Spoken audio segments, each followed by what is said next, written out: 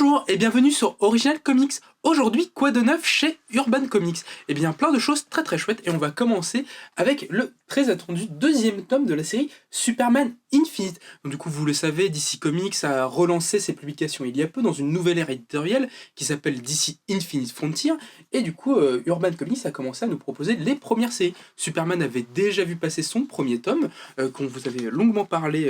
en vidéo et qui était fort chouette et qui lançait vraiment une très bonne ère pour Superman. Et là, dans cette deuxième tome, Superman, Urban Comics décide en fait de nous présenter la mini-série Superman and the Authority, scénarisée par Grant Morrison et dessinée par Michael Ranin. Alors le principe en fait de cette histoire, c'est qu'on va prendre du coup un Superman qui est sur le point de partir en fait pour le Warworld, pour combattre le tyran mongol et libérer tous les esclaves de sa planète, mais Superman sait que pour faire ça, en fait, il ne va pas pouvoir le faire seul, et va donc devoir monter sa propre équipe. Et donc il va monter sa version de The Authority pour aller le combattre. Et donc on va suivre dans cette série-là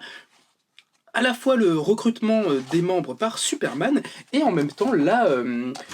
dernière confrontation un petit peu de Superman avec ses grands ennemis classiques et qui va mettre un petit peu fin à une ère en fait du personnage. C'est vraiment super chouette, c'est une forme vraiment de, encore une fois, de déclaration d'amour de Grant Morrison à tout l'univers de Superman qu'il avait déjà magnifiquement fait dans son chef-d'œuvre All Star Superman il y a quelques années, et ici il nous propose une sorte de gros épilogue à tout ce qu'il a pu faire en fait chez DC Comics, un espèce de grosse lettre d'au revoir en forme de bilan qui synthétise un petit peu tout ce qu'il a pu faire dans sa carrière, en tout cas à la fois le côté très super-héroïque, le côté un petit peu plus punk de sa bibliographie.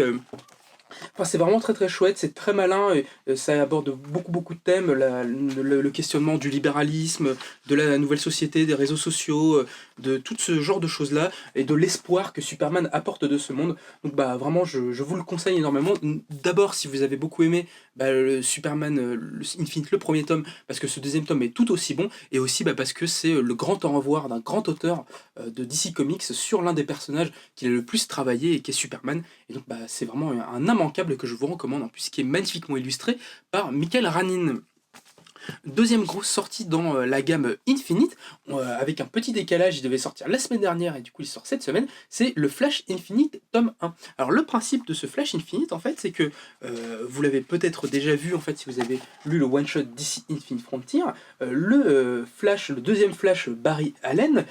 lui en fait est parti vivre des aventures avec la Justice League Incarnate dans le multivers et se retrouve confronté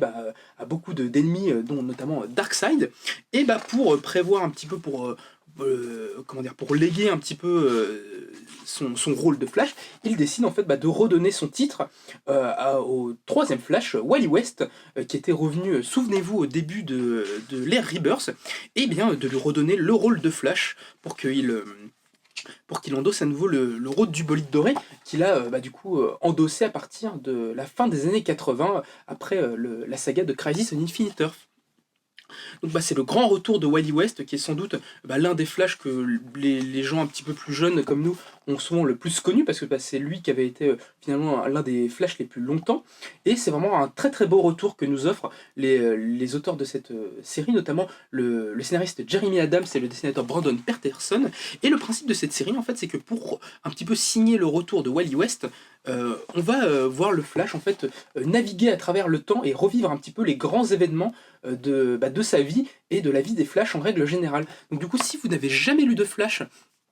vous pouvez tout à fait en fait commencer par là, parce que Jeremy Adams continue un petit peu la grande entreprise qu'avait fait Joshua Williamson sur le personnage, et de ressusciter tout l'univers du Speedster et de Flash dans l'univers DC Comics. Et du coup, en réintroduisant le personnage de Wally West, on reprend. On le remet en avant, on le réintroduit, donc si vous ne l'avez jamais lu, vous pouvez tout à fait commencer par là. Et surtout après, si vous n'avez jamais lu de Flash, la seule chose que je pourrais vous conseiller si vous avez envie de lire ce tome-là, c'est peut-être de vous intéresser au one-shot Heroes in Crisis de Tom King, qu'il avait réalisé il y a quelques années, et qui voit le personnage de Wally West être assez important et vivre des événements assez importants pour lui, et qui seront notamment beaucoup discutés pendant ce Flash tome 1. Donc voilà, si vous êtes fan de Flash, vous pouvez tout à fait commencer là, c'est très chouette. Dernière sortie, c'est dans la gamme de Urban Link, c'est le titre I Am Not Starfire de Mariko Tamaki et Yoshi Yoshitani. Donc du coup ça on continue dans l'édition que DC Comics fait depuis quelques années, de proposer des ouvrages, des romans graphiques un petit peu typés jeunesse, young adulte, avec leurs super-héros. Et ici c'est à l'autrice Mariko Tamaki, que vous avez peut-être lu dernièrement, parce que c'est elle qui a repris Detective Comics aux États-Unis, c'est elle qui fait le Batman Detective Infinite, et qui va s'intéresser aussi au personnage de Starfire, vous savez, ce personnage des Teen Titans,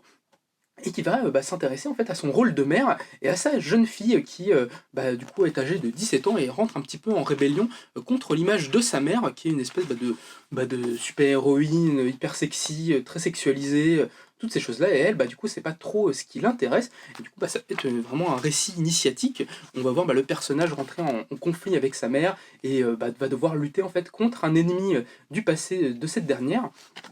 et tenter de s'y confronter. C'est vraiment hyper chouette. C'est Mariko Tamaki, c'est vraiment une très très grande autrice qui nous a proposé vraiment des très très bonnes choses. Elle avait déjà fait ses classes dans la gamme DC Link avec le Harley Quinn Breaking Glass et le Supergirl Bean Super qui était vraiment vraiment fantastique. Donc voilà, si vous êtes fan de l'autrice, je ne peux que vous conseiller ce I Am Not Starfire. Et sinon, c'est vraiment une très très bonne lecture qui se concentre bien sur le personnage de Starfire et qui questionne du coup l'image de la femme, toutes ces choses-là dans nos sociétés, et qui est vraiment fantastique. Donc voilà, si vous avez quelques petites envies, vous pourrez retrouver ces comics dans le descriptif de la vidéo, et sinon vous pouvez les retrouver au 49 rue La Cépède à Paris.